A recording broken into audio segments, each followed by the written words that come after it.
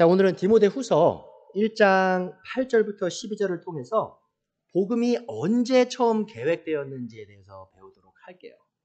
여러분, 하나님이 영원하신 존재다. 그런 거 들어보셨죠? 그런 교리에 대해서. 하나님은 영원하신 존재다. 그 말이 무슨 의미일까요? 이 사람들에게 복음을 전하거나 하나님에 대해서 전하다 보면 그런 질문이 있을 때가 있어요. 우리가 이렇게 얘기하죠. 모든 것은 하나님이 창조하셨다.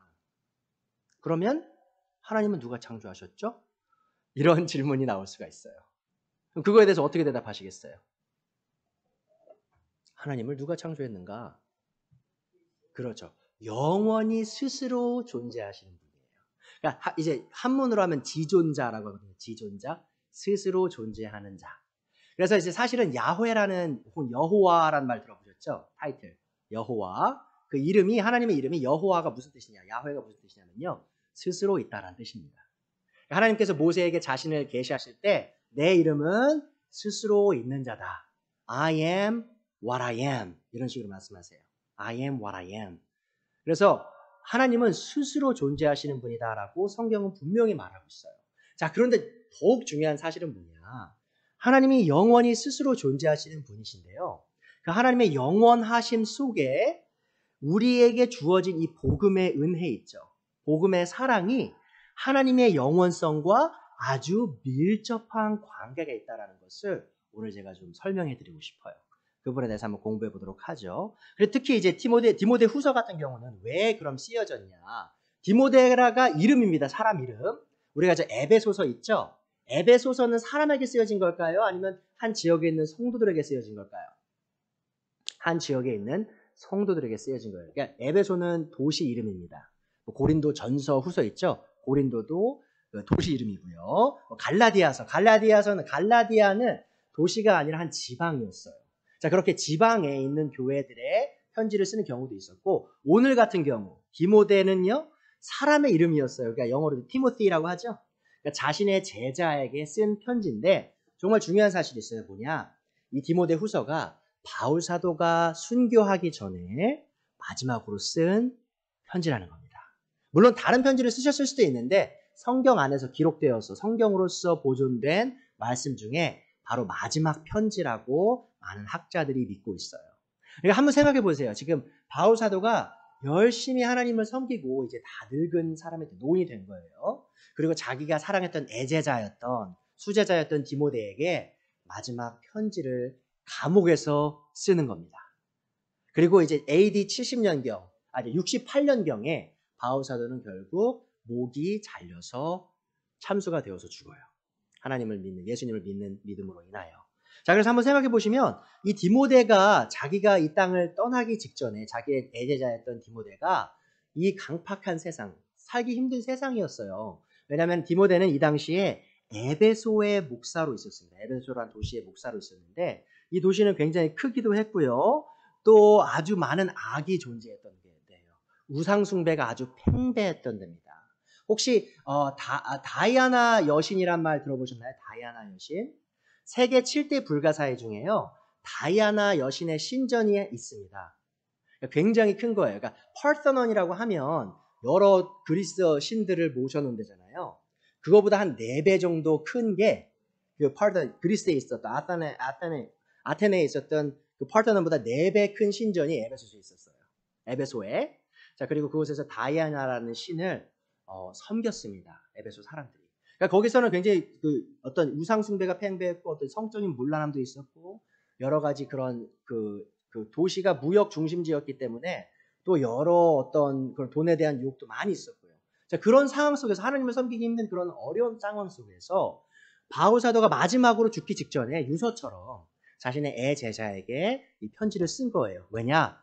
디모데를 격려하고 싶었던 거죠. 어떻게 하면 계속해서 하나님을 섬기며 복음을 선포하고 바른 믿음을 지켜나갈 것인가, 바른 소망을 두고 하나님을 섬길 것인가에 대해서 얘기하면서 쓴 편지가 그것이고요. 또 오늘의 본문 말씀이 또 그러한 디모데를 격려하기 위해 쓰여진 아주 중요한 일부분이기도 합니다. 자, 그걸 생각하시면서 오늘의 말씀 들어보도록 하죠. 자, 9절 제가 잠깐 읽어드릴게요.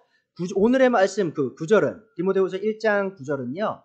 이 질문 있죠? 복음은 언제 처음 계획되었는가에 대한 해답을 저에게 줍니다. 다 같이 한번 읽어볼게요.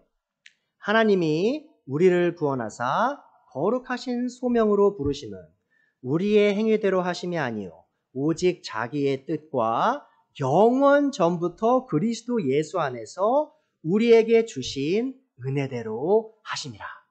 자, 한번 보세요. 자, 지난 시간에 제가 배웠던 게 뭐죠? 구원은 행위로 이루어지지 않는다. 자, 그게 첫 번째 부분입니다. 하나님이 우리를 구원하사 거룩한 소명, 하나님의 부르심으로 부르셨고요. 우리의 행위대로 하지 않으셨어요. 그렇죠? 우리에게 달려있지 않아요, 구원이. 자, 그런데 보세요. 오직 자기의 뜻과 언제부터요? 영원 전부터 그리스도 예수님 안에서 우리에게 주신 은혜대로 하심이라. 자, 보세요. 자, 멈추고 한번 생각해 보세요. 하나님께서 우리에게 그리스도 예수님으로 인해 은혜를 주셨다는 거잖아요. 구원의 은혜. 자, 그렇죠. 행위대로가 아니라 은혜로 구원에 이르게 하셨는데 그게 언제 주어졌다고요? 영원 전부터. 좀 이상하죠? 아니, 저는 조 목사님 만나서 복음 처음 들었는데요. 이렇게 생각하실 수도 있어요. 근데 그러면 영원 전이 아닌데요? 몇 주 전인데요? 몇 달 전인데요? 몇 년 전인데요? 이렇게 말씀하실 수가 있어요. 자, 그런데 바울서도 지금 뭐라고 얘기합니까? 이 은혜가 우리에게 언제 주어졌다? 영원 전부터 주어졌다라고 얘기하고 있습니다. 자, 그게 왜 그러냐? 바로 이런 데 있어요. 하나님이 영원하신 존재라고 했죠? 영원하신 존재다. 그게 굉장히 중요한 부분입니다.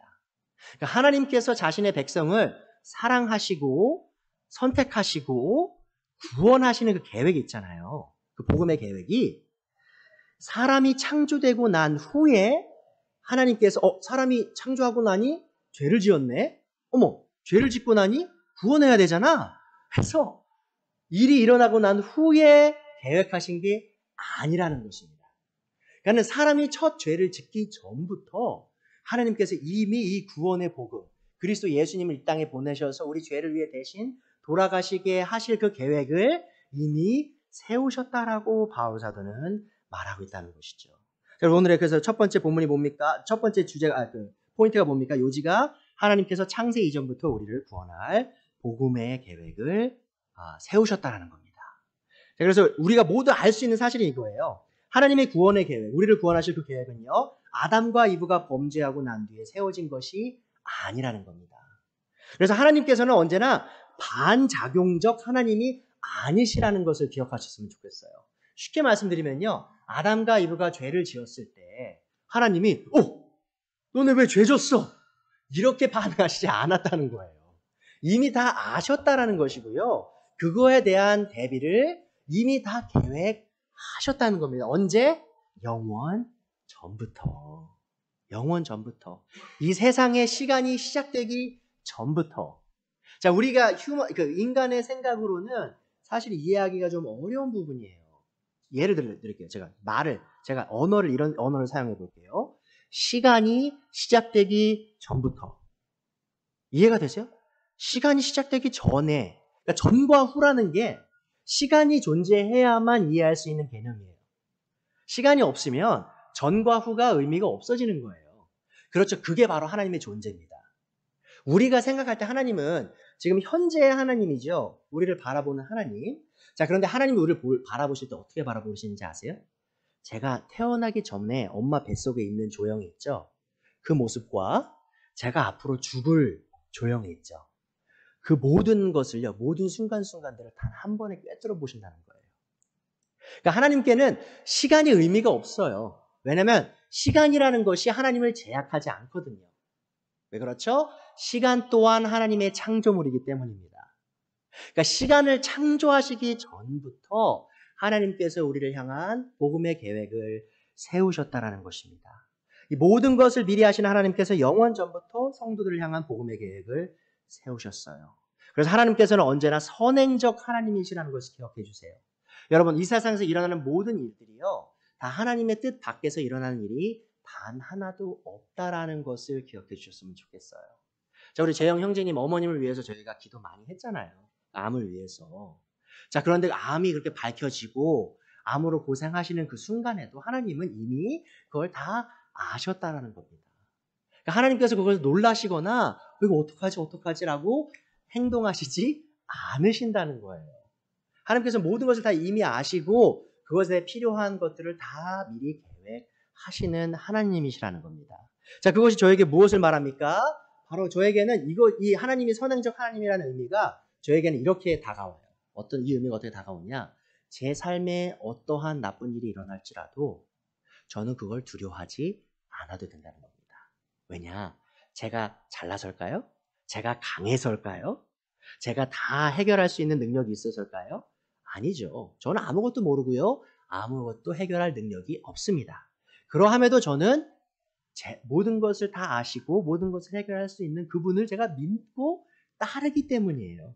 저의 하나님이 그러한 능력이 있으시고 시간의 제약도 받지 않으시는 그런 위대하신 분이시기에 저는 그분에 향한 믿음으로 인해 이 어떠한 일도 두려워할 필요가 없어진다라는 것이죠. 자, 우주의 첫 번째 원소가 창조되기도 전에 수많은 천사들이 창조되기도 전에 시간이란 개념이 존재하기도 전에 하나님의 무한한 은혜와 지혜를 통해 우리를 향한 아름다운 복음 계획을 하나님께서 세우셨다는 겁니다. 여러분, 자, 이 진리를 여러분들께서 머리로 이해하실 수 있고 마음으로 믿으실 수 있다면요, 제가 여러분에게 보증해 드릴 수 있는 건 이겁니다.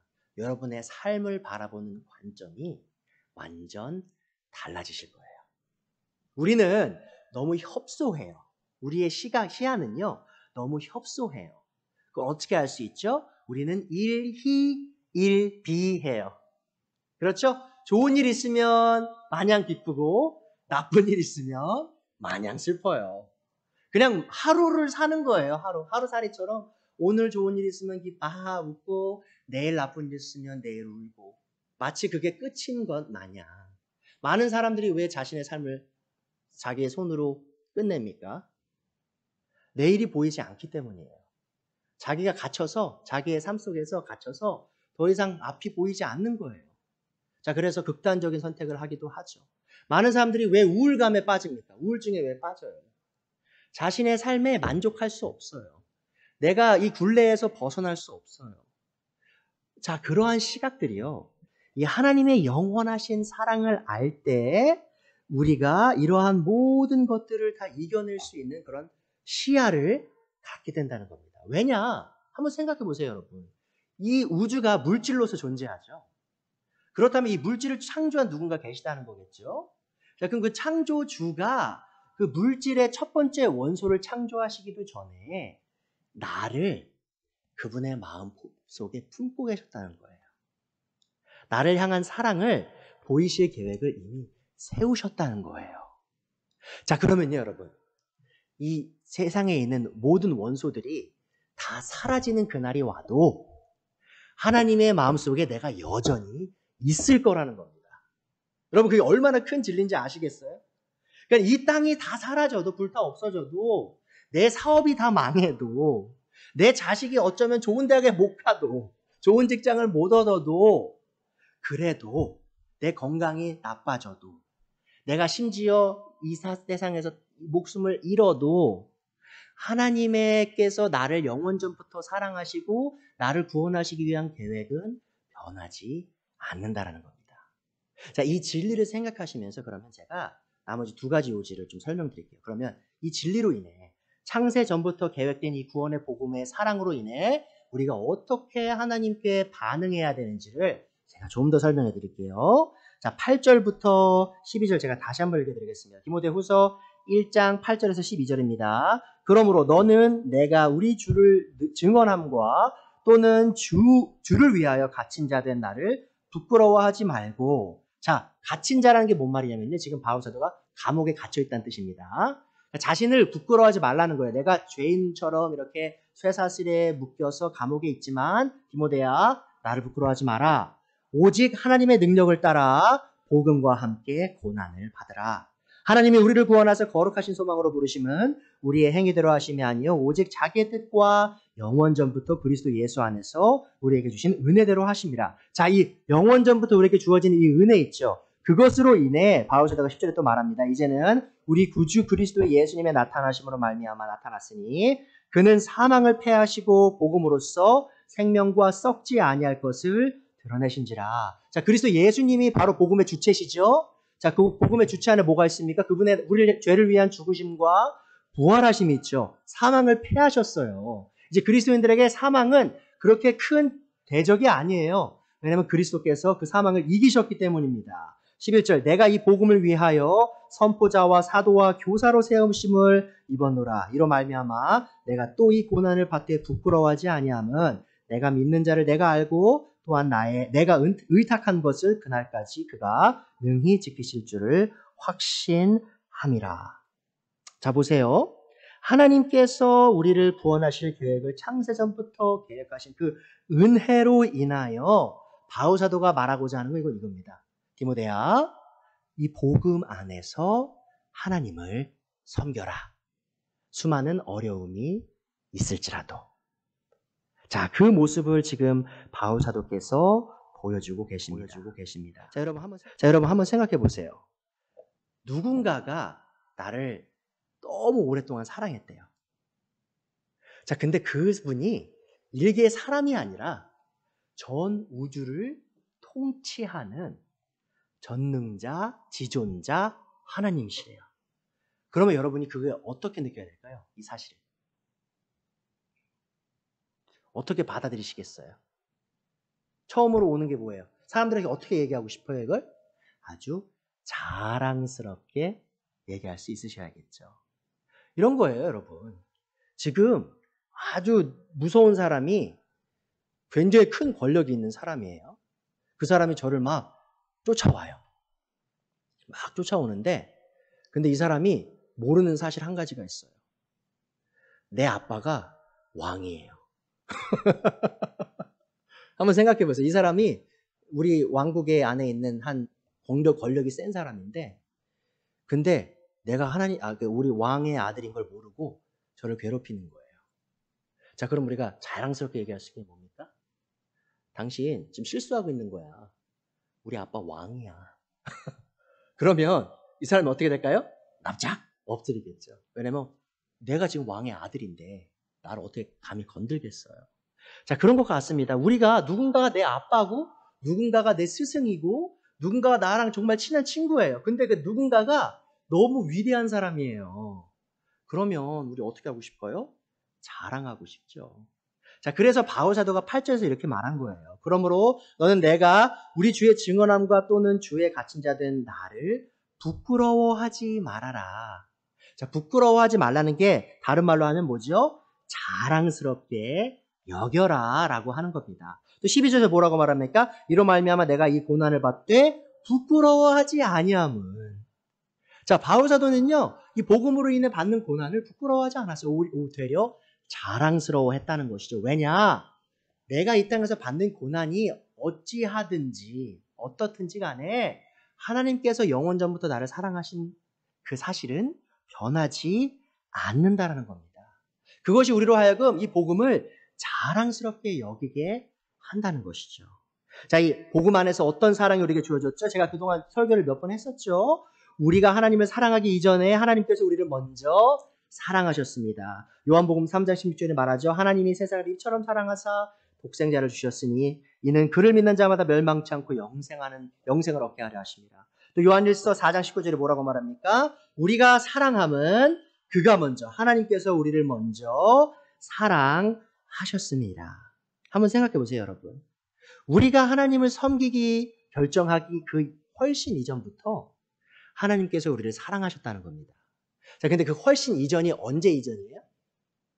영원 전부터. 엄청난 진리를 성경이 우리에게 계시하고 있습니다. 자, 우리는요, 그래서 이 사랑을 영원한 사랑이라고 불러요. 예레미야 31장 3절에서 말합니다. 옛적에 여호와께서 나에게 나타나서 내가 영원한 사랑으로 너를 사랑하기에 인자함으로 너를 이끌었다 하였노라 라고 하셨습니다. 자, 하나님께서 누군가에게 내가 너를 영원한 사랑으로 사랑했다라고 하시는 건 뭐냐 말이냐면요. 하나님께서 영원 전부터 그를 사랑하셨다는 겁니다. 그리고 제가 한 가지 더 계시해 드릴게요. 한 가지 설명드릴게요. 하나님께서 영원 전부터 사랑하셨다는 뜻은 무슨 뜻이냐? 하나님이 우리를 사랑하기 시작한 시작점이 없었다는 겁니다. 무슨 말인지 이해할 수 있으시겠어요? 그러니까 하나님이 영원한 존재라고 했잖아요. 하나님은 변하지 않고 영원히 스스로 존재하시는 분이에요. 그러면 하나님께 묻는 거예요. 하나님, 언제부터 우리 사랑하셨어요? 그러면 인간의 말로는 이렇게 말하는 겁니다. 세상이 창조되기 전부터. 자, 근데 하나님의 언어로 하면요, 이거예요. 시작점이 없는 사랑. 영원한 사랑. 하나님의 시작이 없으시죠? 그렇다는 것은 뭐냐? 바로 우리를 향한 사랑의 시작도 없었다라는 겁니다. 그러니까 제가 태어나기도 전에, 그러니까 제 조상 있잖아요. 우리 조상들이. 수없는 그런 대를 막 이어서 그 모든 대가 시작되기도 전에 하나님께서 조영이라는 사람을 자신의 심장에 새기셨다는 거예요. 여러분이 이 복음을 믿으신다면 여러분의 각각의 이름이 하나님의 심장에 적혀 있었다는 겁니다. 시작점도 없이. 자, 그래서 우리가 하나님의 사랑을요, 끝없는 사랑이라고 합니다. 분량이 없는, 그리고 그 분량으로 측정할 수 없는 사랑을 하나님께서 자신의 백성을 향해 갖고 계시다라고 성경은 얘기하고 있어요. 자, 그렇다면 하나님께서 우리를 그렇게 사랑하신 것을 무엇으로 증명할 수 있을까요? 어떤 사랑으로 증명하셨습니까? 예수님의 희생의 사랑으로. 자, 그래서 굉장히 논리적이에요, 사실 하나님의 사랑은. 여러분 생각해보세요. 이렇게 얘기할 수도 있어요. 아니, 하나님, 나 사는 게 이렇게 힘든데요? 어떻게 알아요, 내가 하나님이 나 사랑하는지? 나를 사랑해주는 사람들이 이렇게 없는데 내가 어떻게 알아요, 하나님이 나를 사랑하는지? 그러면 하나님께서 보이시는 게 뭐죠? 바로 십자가예요. 십자가에 하나님 아버지께서 누구를 보내셨는가? 자신의 단 하나뿐인 아들을 그 수치와 고난 속에서 죽게 하신 그 사랑. 자신의 진노, 하나님 아버지의 진노를 모두 다 받아서 이제는 더 이상 그 진노를 받지 않아도 되는 그런 특권. 우리가 영원히 지옥에서 고통받아야 마땅한 죄인이나 그 큰 죄를 아무 값 없이 은혜로 용서하신 그 사건. 그뿐만 아니라 우리가 하나님의 자녀로서, 여러분 생각해 보십시오. 하나님의 자녀라는 말은 뭐냐면요. 여러분 이번에 윤석열 대통령께서 새로운 대통령 되셨죠? 윤석열 대통령의 자식보다 더 큰 특권을 누리는 거예요. 한 나라의 대통령, 바이든 대통령의 아들보다 더 큰 특권을 누리는 거예요. 전 우주의, 전 지구의 역사 속에서 가장 강력했던 왕 있죠? 그런 왕들의 자녀보다 더 큰 특권을 누리는 게 바로 하나님의 자녀의 자리라는 겁니다. 우리가 하나님의 자녀가 어떻게 되었다고요? 바로 하나님의 아들이 자신의 생명을 버리심을 통하여, 자신의 피를 흘리심을 통하여, 그분의 죽으심과 부활을 통하여 우리는 이제 하나님의 사랑을 깨달아 그분의 자녀로 세워질 수 있었다라는 것입니다. 그러하기에 우리가 이 자랑스러운 복음을 어떻게 해야 될까요? 선포해야 되겠죠. 여러분 정말 안타까운 사실이긴 한데 이게 사실인지 모르겠어요. 뭐 사실이겠죠? 이제 남녀가 서로 사랑해서 혹은 뭐 사랑하든지 안 하든지 관계를 맺어요. 그런데 여성분이 남성분 사진을 같이 찍은 사진이나 이런 거를 카톡에 내렸는데 절대 올리지 않아요. 페이스북이나. 뭔 뜻이죠? 그게 뭔 뜻입니까? 자랑스럽지 않은 거예요. 자, 그런데 정말 사랑에 빠진 사람 있죠. 진짜 미친 듯이 쟤는 미쳤나 봐. 그 정도로 사랑에 빠진 사람 어떻게 하는지 아십니까? 다 올려요. 내 남자가 어떻든 내 여자가 어떻든 그 일거수일투족을 다 올리고 싶어요. 왜죠? 자랑스러우니까. 내가 그를 향한 사랑과 그가 나를 향한 사랑이 부끄럽지 않은 거예요. 그래서 자랑할 수 있는 거죠. 여러분 제가 운전하다가 사실 범퍼 스티커 있잖아요. 뒤에. 그런 것 중에 저를 웃게 만드는 게 하나가 있어요. 뭐냐면 Terrific Kids 범퍼 스티커가 있어요. I have terrific kids. My kids is terrific kids. 뭐냐면 내 자식이 뭘 잘해가지고 그걸 받은 거예요. 스티커를. Terrific kids가 뭔 뜻이냐면 아주 훌륭한. 그냥 훌륭한 것보다 더 훌륭한 거예요. Great, 단순히 great이 아니라 terrific 하면은 진짜 끔찍하게 훌륭한 이런 뜻이죠. 아주 내 아들 끝내줘요. 내 자식 끝내줘요라는 범퍼 스티커예요. 그걸 붙이고 다니는 걸 보면 제가 알아요. 아, 저분들은 참 자식을 자랑스럽게 여기시는구나. 그리고 뭐 자식이 예를 들면 뭐 군대에서 섬겨요. 뭐 특히 이제 해병 있죠? 해병대 가시는 분들은 스티커를 꼭 붙여요. My son is in the Marine Corps. 이렇게 붙여요. 내 자식이 그렇죠. My mom is in army 뭐 이런 걸 붙여요. 왜죠? 자랑스러우니까. 제3자 모르는 사람이 봐도 내가 그걸 말하기가 부끄럽지가 않은 거예요. 왜냐? 자랑스러우니까. 여러분 혹시 MLB에 대해서 좀 아시나요? 미국 프로야구. 프로야구 리그가 MLB라고 불리죠. 메이저 리그 베이스볼이에요. 베이스볼 리그. 자, 그런데 시카고에는요. 그 야구팀이 두 개가 있습니다. 시카고 컵스가 있고요. 화이트삭스가 있어요. 근데 시카고 컵스가 사실은요. 팬이 더 많아요. 자, 그런데 그 시카고 컵스가 1907년과 1908년에 월드 시리즈 있죠. 월드 시리즈 그 챔피언십을 갖게 됩니다. 그리고요. 100년이 넘는 시간 동안 단 한 번도 우승을 못해요. 이게 빅마켓 팀이에요. 빅마켓 팀이라고 하면 뭐냐면 뉴욕 양키즈 들어보셨죠? LA 다저스. 이런 큰 팀들은요. 팬들도 많고요. 돈도 많아요. 좋은 선수도 많아요. 그래서 우승할 확률이 높은 거죠. 자, 그런데 100년이 넘는 시간 동안 우승을 못한 거예요. 자, 그런데 2016년에 아주 큰일이 일어나죠. 바로 시카고 컵스가 100년이 넘는 116년 만에 월드 시리즈의 우승자가 됩니다. 자, 그럴 때 무슨 일이 일어나냐? 그 주에요. 아주 큰 축제가 일어나는데 500만 명의 사람이, 그러니까 시카고에 있는 대다수의 그 시민들이요. 거리에 쏟아져 나왔어요. 500만 명이 넘는 사람들이 시카고 전역을 꽉 채워서 그들의 우승을 함께 기뻐하고 즐거워했다라는 겁니다. 이것이요, 사실은 그 인간이 기록된, 그 역사가 기록된 것 중에 세 번째로 큰 사람의 모임이었어요. 역사 속에서 그렇게 큰 군중이 있는 게 6번밖에 더 없었다는 거예요. 그보다 더 큰 숫자가 모였다는 것이. 한번 생각해 보세요, 여러분. 이 사람들이 500만 명이 되는 사람들이 왜 지금 거리에 쏟아져 나와서 자기 하던 일도 멈추고 그러고 있나요? 자랑스러우니까. 108년 만에 우리 야구팀이 우승한 게 그렇게 자랑스러운 거예요. 그래서 전 세계에 다 알리고 싶은 거예요. 자, 여러분 보십시오. 그러면 여러분을 향한 하나님의 은혜와 사랑이 자랑스러우시다면 어떻게 해야 된다는 겁니까? 이것을 입 밖으로 꺼내셔야 돼요. 여러분 느끼실 거예요. 제 설교를 들으시고 저랑 대화하는 거 들어보시면 제가 제 아내 얘기랑 제 자식 얘기를 정말 자주 합니다. 왜 그렇죠? 자랑스러우니까요. 물론 다른 분들이 볼 때 그냥 평범한 가정일 수 있어요. 평범한 아내고 평범한 자식일 수 있습니다. 하지만 저에게 있어서 누구보다 자랑스러운 아내고 자랑스러운 자식이에요. 저는 꺼리낌이 없어요. 다른 사람이 어떻게 생각하든 얘기합니다. 자, 그런 것과 마찬가지입니다. 세상 사람이 우리 하나님을 어떻게 대하든 어떻게 생각하든 나는 그분에 대해서 자랑스럽게 얘기할 수 있어요. 왜냐하면 그분이 정말 나에게 자랑할 만한 사랑을, 영원한 사랑을, 그 가치 있는 사랑을 주신 분이기 때문인 것입니다. 그래서 우리는 복음의 은혜로 인해 기뻐하며 복음의 사역에 따르는 어려움을 기쁨으로 받아들일 수 있다는 겁니다. 여러분, 많은 분들이 기독교에 대해서 오해하시는 게 있어요. 뭐냐? 잘 믿으시면 잘 사실 겁니다. 그런 거 많이 들어보셨죠? 하나님 잘 믿으면 잘 될 거야. 번영할 거야. 그런 말 교회 내에 너무 팽배하죠. 자, 그럼 8절 다시 한번 보세요. 디모데후서 1장 8절에 뭐라고 나오죠? 그러므로 너는 내가 우리 주를 증언함과 또는 주를 위하여 갇힌 자 된 나를 부끄러워하지 말고. 자, 지금 바울 사도가 누구보다 하나님 잘 믿었죠?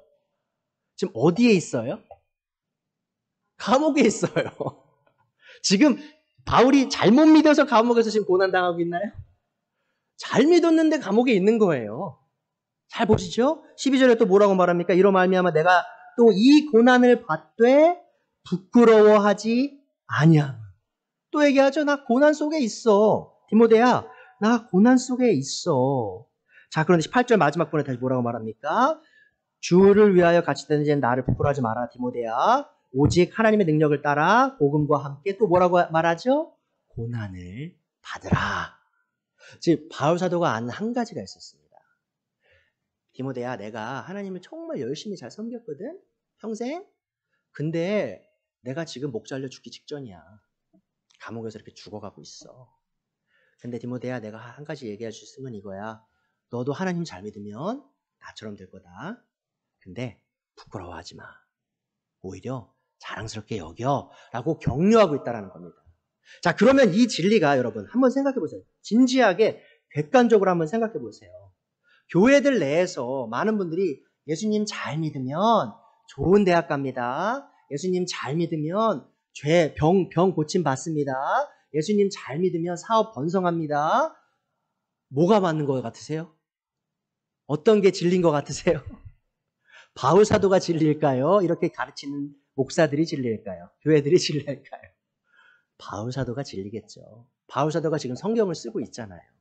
그래서 여러분들이 기억하셔야 될 게 이거예요. 하나님을 섬기는 데 있어서 언제나 핑크빛이 아닐 수 있다는 겁니다. 그 말이 제 곧 여러분이 예수님 믿으시니까 이제 무조건 아주 비극적인 삶을 살 겁니다는 아니에요. 항상 우리가 어려움만 오는 건 아니죠. 바울 사도에게도 기쁜 날이 있었고 즐거운 날이 분명히 있었습니다. 하지만 이 복음을 선포함에 있어서 따라오는 고난과 수치와 핍박은 당연히 올 수 있다는 것을 또한 기억해 주셨으면 좋겠어요.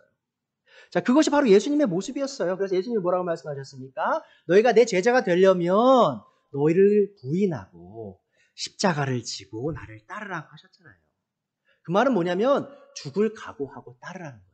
왜냐? 내가 너희를 위해 이미 죽었으니까. 내가 너희를 위해 생명을 버렸다면 너희가 나를 위해 생명을 버리는 게 너무나 당연한 것이다라고 예수님께서 시작 전부터 말씀하셨다는 겁니다. 그래서 하나님을 섬기는 것은요, 남들과 좀 다른 삶을 사는 것일 수 있어요. 그러니까 특별하게 여러분, 그러니까 우리가 오해하지 마셔야 될 게 뭐냐면 특별하게 살아야 된다고 하면 또 이런 분들이 있어요. 꼭 티내는 분들이 있죠. 꼭 나 크리스천이라 안 돼. 막 이렇게 막 오버하시는 분들이 있거든요. 그런 말이 아니에요. 그러니까 재라. 너가 그리스도니까 뭐 그런 걸 재고 자랑하고 이게 아니고요. 정말 하나님을 섬기기 위해서 내가 내 직장을 잃는 결정을 해야 될 일이 있을 수도 있는 거예요. 그런 순간이 올지도 몰라요. 그럼 하나님의 제자로서 하나님을 믿고 그런 선택을 해야 될 날이 올 수도 있다는 겁니다. 내 자식을 위해서 사실은 자식이 세상에서 더 성공할 수 있는 길이 있어요, 분명히. 근데 그 길이 하나님을 섬길 수 없는 길이에요.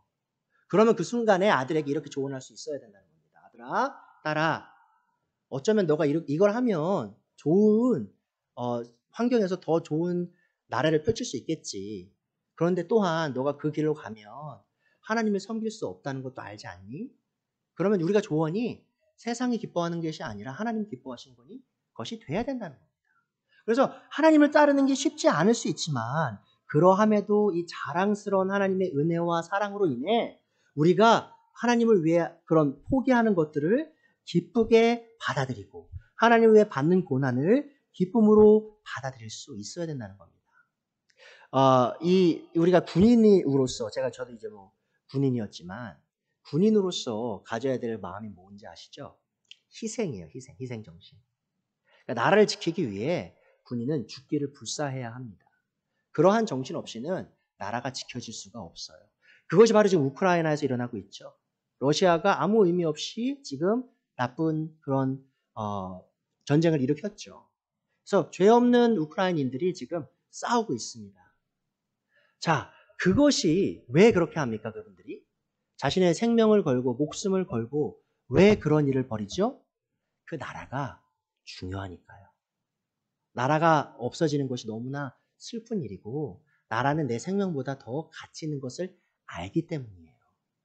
그래서 수많은 한국인들도 생명을 잃었죠. 독립을 위해서, 그 전쟁을 통해서, 한국 전쟁을 통해서 수많은 사람들이 왜 생명을 버렸습니까? 희생했습니까? 바로 나라가 소중하니까, 중요하니까. 자, 여러분, 근데 우리가 그리스도인이라고 말하면서 많은 분들이 하나님을 그렇게 생각하지 않고 살고 있다는 겁니다. 하나님보다 내 삶이 더 중요해요. 내가 나라를 위해서 내 생명을 버릴 수는 있지만 내가 하나님을 위해서는 생명 못 버려요. 내가 나라를 위해서는 직업을 버릴 수 있지만 내가 우리 하나님을 위해서는 직업을 못 버려요. 내가 심지어 나라를 위해서 가족도 버릴 수 있지만 내가 하나님을 위해서 가족을 못 버려요. 그런 마음가짐으로 살아간다는 것은 뭐냐? 뭘 의미하냐? 우리가 하나님께서 창세 이전부터 우리에게 주신 그 은혜를 우리가 굉장히 가볍게 여기고 있다는 겁니다. 그래서 우리가 돌이켜봐야 돼요. 내가 정말 이 은혜를 소중히 여기고 있는가? 하나님이 나에게 주신 사랑을 정말 가치 있게 여기고 있는가? 우리가 하나님을 그 누구보다 내 자신보다 내 가족보다 내 나라보다 더 위대한 분이시고 중요한 분이라고 믿고 있는가? 그 부분을 한번 우리가 생각해 볼 필요가 너무나 있다라는 겁니다. 자, 그리고 두 번째로 제가 지금 공부한 게 뭡니까? 우리가 하나님께서 창세전에 이미 주신 구원의 복음으로 인해 우리는 하나님을 복음 안에서 섬겨야 된다는 겁니다. 이 복음을 자랑스럽게 여기고요. 이 복음을 계속해서 선포하고요. 어떠한 고난과 어려움이 따를지라도 이 복음을 계속해서 붙들어야 된다는 것이죠. 자, 그와 동시에 창세전부터 계획된 구원의 복음으로 인해 우리가 뭘 해야 됩니까? 세 번째죠. 세 번째 요지입니다. 이 복음으로 인해 우리는 우리의 믿음과 소망을 끝없이 자라게 할 수 있습니다. 12절 다시 한번 읽어볼게요. 이로 말미암아 내가 또 이 고난을 받되 부끄러워하지 아니함은 내가 믿는 자를 내가 알고. 자, 바울이 믿는 자가 누굽니까? 여기서 바로 하나님이시죠. 그리고 내가 의탁한 것을 그 날까지 하나님께서 능히 지키실 줄을 확신함이라. 자, 여러분 잘 보세요. 바울 사도가 이렇게 하나님을 복음을 부끄러워하지 않고 이 고난 가운데서도 소망을 잃지 않았을 수 있었던 이유가 어디에 있습니까? 바로 자신의 능력에 있나요? 자신의 의지에 있나요? 자신의 어떤 힘에 있나요? 아니죠. 그는 믿는 분이 있었어요. 바로 하나님이셨습니다. 어떤 하나님이시죠? 자기가 의탁한 그 모든 것을 마지막 날까지 지키실 그런 신실하시고 능력이 있는 하나님이심을 바울 사도가 믿었다라는 겁니다. 여러분, 제가 이렇게 말하면 어떨지 모르겠다. 한번 들어보세요. 우리의 믿음과 우리의 소망은요, 끝없이 자라날 수 있습니다. 한번 생각해 보세요. 우리가 믿음이 작아요. 그러면 많이 하죠. 저 믿음이 너무 작아요. 믿음이 증대돼야 돼요. 믿음을 좀 키우고 싶어요. 그런 말 좀 들어보셨을 수도 있고 하셨을 수도 있습니다. 자, 그런데요. 중요한 게 뭐냐면 우리가 하나님을 향한 믿음과 소망은요. 끝없이 무한히 자랄 수 있습니다. 왜 그럴까요? 하나님이 무한하신 존재이기 때문이에요. 하나님의 능력이 끝없는 능력이기 때문입니다. 그러니까 우리가 하나님을 믿을 수 있는데 어떻게 믿을 수 있다고요? 무한하게. 왜냐하면 그분의 지식과 능력이 무한하시기 때문입니다. 자, 바울의 믿음이 어디서 발견됩니까? 그가 말하죠. 내가 믿는 자를 내가 알고. 자, 바울은요 단순히 하나님을 그냥 그분이 능력 있는 분이실 거야 라고 가정한 게 아니고요. 뭐라고 말합니까? 내가 그분을 개인적으로 잘 안다라고 고백하고 있어요. 그리고 그분의 소망이, 바울의 소망이 어디서 발견됩니까? 또한 내게 의탁된 것을 그날까지 하나님께서 지키실 줄을 확신한다라고 고백하고 있습니다. 자, 여기서 내게 의탁한 것 혹은 내가 의탁한 것이라고 번역되는 이 번역이요. 두 가지로 번역될 수 있어요. 내가 의탁한 것이 될 수도 있고요. 내게 의탁된 것이라고 번역이 될 수도 있습니다. 그리스어에는요, my entrustment라고 나와요. 그러니까 나의 어떤 신뢰할 만한 것이라고 나오는데요. 어쨌든 중요한 건 이겁니다. 두 가지로 번역될 수 있는데 정말 중요한 것은 이거예요. 하나님께서 내게 의탁한 것이든 혹은 내가 그분께 의탁한 것이든 하나님께서는 이 모든 것을 끝날까지 지킬 그런 확실성의 하나님이시라는 겁니다. 여러분, 제가 우크라이나를 생각하면서 또 러시아 국민들도 많이 생각하거든요.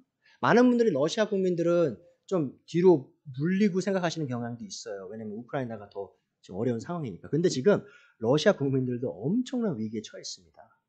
그분들 그 현금 이제 다 종이짝된 거 아시죠? 루블화가 이제 돈의 가치가 화폐의 가치가 없어요. 전 세계적으로 통용될 수도 없고요. 그 루블화 자체가 지금 경제가 그냥 다 폭삭 무너졌습니다. 러시아. 아마 전쟁이 끝나도 지금 러시아의 사람들이요 수십 년 동안 고생할 거예요. 경제가 완전 침체되고 파괴가 되었기 때문에. 여러분 한번 생각해 보세요. 러시아에서 수조를 모은 부자라고 한번 생각해 보세요. 그 사람이 그거를 너무 신뢰해요. 자기 돈을. 자, 그런데 푸틴이란 대통령이 전쟁을 시작해서 루블화가 종이짝이 됐어요. 하루아침에. 자, 그럼 그 수백조, 수조가 있는 그 돈이 무슨 의미가 있습니까? 뭐가 확실하죠? 아무것도 확실치 않아요. 근데 많은 분들이 그러한 불확실성의 그 현실을요, 멀리 있는 거라고 생각하세요.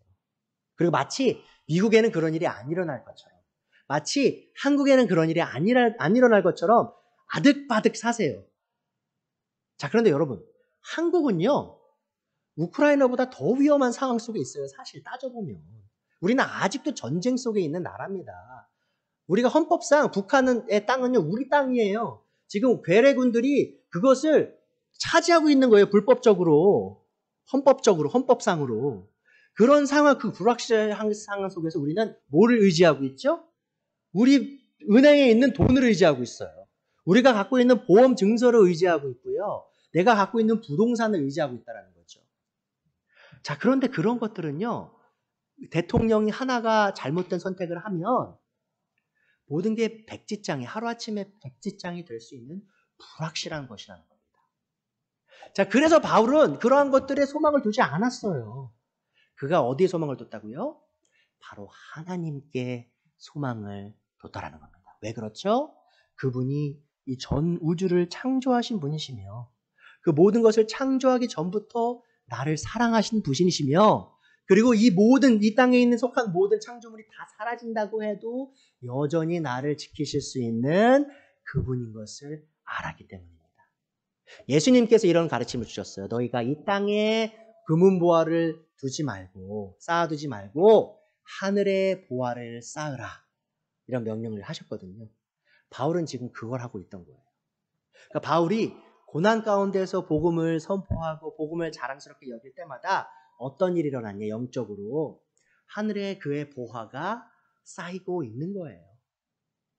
그리고 그가 열매를 맺죠. 그의 열매는 뭡니까? 바로 사랑이에요. 디모데와 같은 제자들이 바로 디모데의 열매였습니다.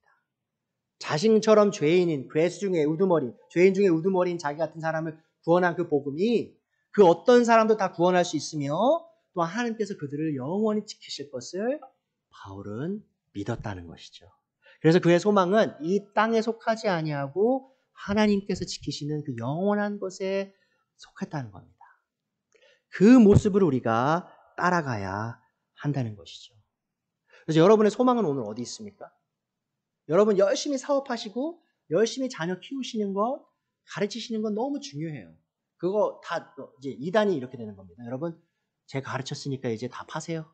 집문서 가져오시고 돈 가져오시고 그게 2단입니다. 제가 말하는 거 다 파시라는 게 아니에요.